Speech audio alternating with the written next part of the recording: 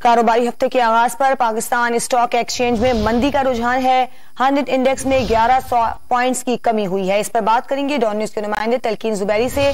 तलकीन, market की क्या सूरत हाल है? जी बिल्कुल, हम देख रहे हैं जिस तरह जो है पिछले 2 रोज में जो स्टॉक मार्केट बंद थी, जो सियासी तौर पे जो पेशरफ्त हुई है तो उसके असरात मार्केट के ऊपर नजर आए हैं। और मार्केट का आगाज ही तकरीबन 900 पॉइंट मंदी के साथ हुआ था और ये मंदी अभी भी मार्केट में बरकरार दिखाई दे रही है।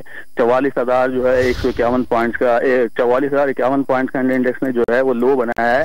और तकरीबन जो है मार्केट के तज्जियाकारों का यह ख्याल है कि जो है जिस तरह सूरत हाल बन रही है तो लगता यही है कि मार्केट मजीद आगे नीचे की तरफ जा सकती है।